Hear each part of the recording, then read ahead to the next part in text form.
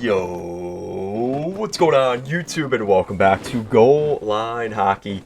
It's your boy Kevin Forte, and today we are going to be going over my predictions for the Western Conference Series between the Vancouver Canucks and the Nashville Predators.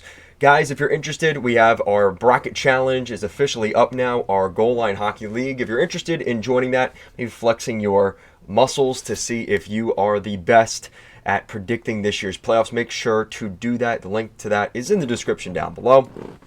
So with that out of the way, let's take a look at this Western Conference matchup. Now, this is one that I think a lot of NHL fans are excited for because, the thing I'm hearing a lot right now from a lot of people is, here we go again. This is another series. These two teams play each other every year in the playoffs. Not the case in this one. Vancouver, this will be the first time in a legitimate playoff format that the Canucks have made the playoffs in 9 years. That's right. It's been 9 years since the Canucks made the playoffs. 2020 happened, but let's be honest, the way they made the playoffs that year was a bit sketchy. Now, that's nothing that the Canucks' fault, right? They did well, went to the Western Conference Final, but in a legitimate playoff format like we're used to, it's been 9 years. So this is huge for the Canucks. And not only did they make the playoffs, they finished first in the Pacific Division, beating out teams like Edmonton, LA, and Vegas. Now, I predicted them to make the playoffs this year, but I didn't expect them to do this well and to win the division. This is one of the best records in Vancouver Canucks history. I believe the wins they had this season tied for second best in franchise history. So this is a good season for the Canucks.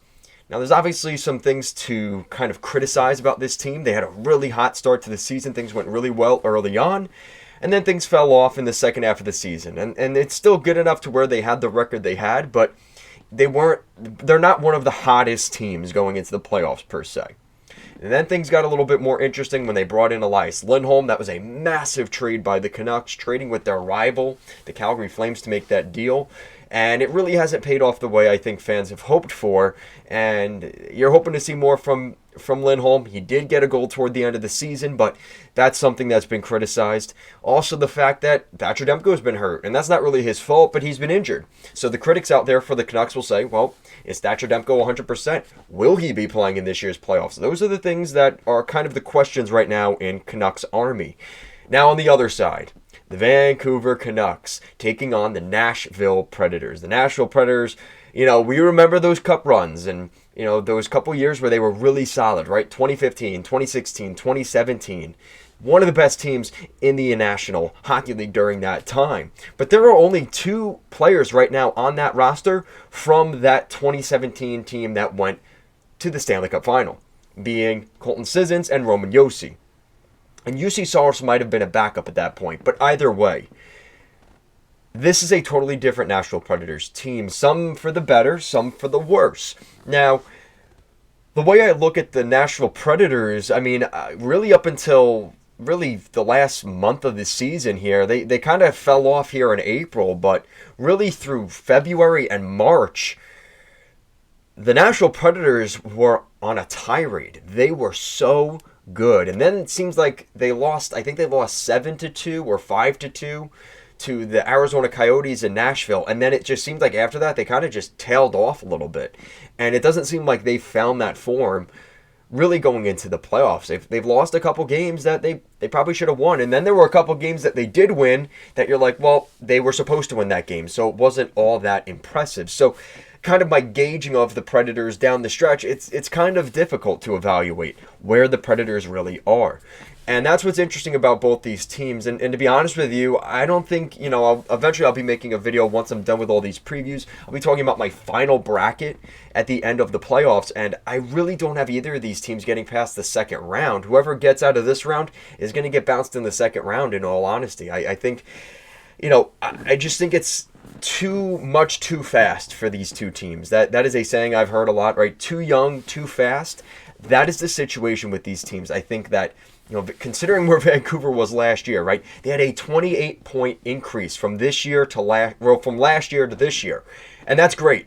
But I think there's a lot of guys on this team that just haven't seen enough in the playoffs to truly get the most out of this team yet. And Quinn Hughes has some playoff games under his belt, and guys like some of the newer additions like Lindholm and Elias Pettersson, but it's just not enough. And I think that the Canucks are going to have to go through a little bit of a learning curve.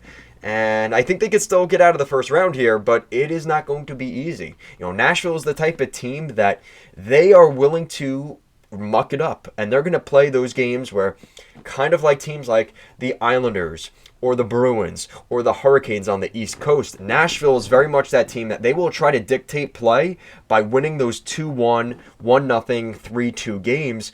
And if Vancouver's not ready for that, they're going to get a really rude awakening in the first round. Now, with that all said, I still think there is a lot to like about the Nashville Predators. And as weird as that sounds, this is a team that their depth kind of came to life in the second half of the season and gave them a chance to make the playoffs this year. UC Saros, his numbers haven't been great this year. He's had the most starts out of any goalie in the National Hockey League this year, and the critics of the Nashville Predators will say, well, he might be burnt out by the first round of the playoffs, and I tend to agree with that. I think that could be a problem as soon as game one for the Predators because he might be a little bit burnt out. And looking at the last couple of games, the Predators' defense has been a little bit lackadaisical in front of the net, losing games to Pittsburgh. That was a really glaring and concerning game in my opinion. I watched the highlights of that game, didn't watch the full game, but I have to admit, a little bit concerning. And from what I've been seeing from Predators and the fans and the community, that has been a problem here, is their control in front of the net could be an issue here against a team like the Canucks that is very opportunistic this season. That could be a real problem for them. Now, on the other side for the Canucks, totally different, just weird situation with the Canucks goalie situation because Thatcher Demko has been their guy, and he will be their guy probably on game one of the playoffs, but he hasn't been playing much. And to be honest, that is a concern in its own right because Thatcher Demko not having a ton of starts going into the playoffs, it's going to leave you wondering, is he going to be ready to go after not playing for a couple weeks? Is he going to be ready to go? All right, boom, playoff mode. Are you ready for that? That's tough to do. And mentally, physically, just everything involved. Thatcher Demko is being thrown to the wolves if he's playing game one against the Predators. But if I know anything about Thatcher Demko, we saw what he did in 2020. Don't bet against that guy. That's the type of goalie that can really make some noise, really make things difficult, especially come playoff time. That's going to be interesting to see. So, with those two teams, kind of looking at how they match up against each other, I mean, what's another really interesting thing that I saw, it is pretty lopsided in terms of the season series between these two teams. So, is that going to play any kind of factor in the playoffs? Sometimes it does, sometimes it doesn't, right? You'll look like an idiot if you look too much into it, but if you end up being right, well, then you look like the smarty, right? So, the Canucks won the season series this year, 3-0, wasn't even close. This is a Canucks team that, like I said, they had 50 wins this season. They're no slouch this year. Anybody that's thinking of the Canucks team from last year, you got to get that you got to put that in the rearview mirror because this is a different hockey team than what we've seen really in the last decade in Vancouver. And, for the Nashville Predators, they're a team that's been scoring goals. They're top 10 in the National Hockey League for goals for, but their goals against, is right around the middle of the pack.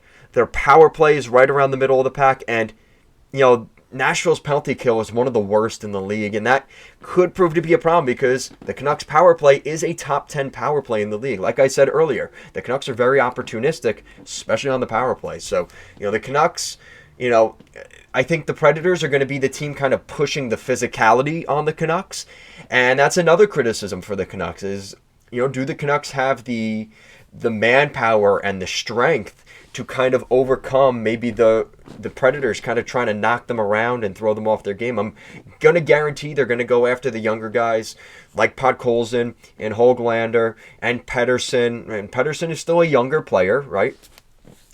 Is Brock Besser going to be in the lineup? I know he missed the regular season, the final game of the regular season for the Canucks. JT Miller, some of those guys, Ian Cole, but I think those were more just cautionary, more so than them actually being injured, from what I've been hearing from Canucks fans. So it sounds like Brock Besser is the only real injury guy at this point for the Canucks. That might not be 100%, so I expect him to be back in the lineup, but I do want to mention that. And I think the equalizer for the Canucks on the back end is going to be Big Z Nikita Zadorov. But if we're going to be seeing a ton of Quinn Hughes in the playoffs this year, that might mean less lifetime for Zadorov, and he won't be out there to kind of be the, he won't be the bad cop for the Canucks, right? Kind of patrolling the ice if he's not out there very much. So I've talked a lot about the Canucks here in this video. I want to give some more praise to the Predators. I love what they've done this year, and I made a video down the stretch talking about how they are one of the hottest teams going into the playoffs, and it seems like that video kind of jinxed them because they haven't played so well since that video came out. But this is a really good season for the Predators. Year one under Barry Trotz. It seems like Andrew Brunette has a really good system there. Those guys believe in him. Philip Forsberg has been very good for the Preds this year. I expect that to continue in the playoffs. He's going to be a threat. He's going to be scoring goals. I really like the Predators. I think they're going to be making things interesting in this series. And this is one of those series, it is very hard to predict because both of these teams are just, the fact we haven't seen the Canucks so long ago, it's been so long since we've seen them legitimately in the playoffs. And last time around, they did really well. So I think people are respecting what they did in 2020 and kind of also remembering they haven't made the playoffs in pretty much a decade since that 2020 run. It kind of leaves you in a weird spot with the Canucks. And for the Predators, you like to say they're similar, right? When they make the playoffs, they go on a run. But this is a basically totally different team than what we saw in that 2017 era, and I'm sure fans are going to rip me apart for not saying earlier that Forsberg was indeed on that team, right?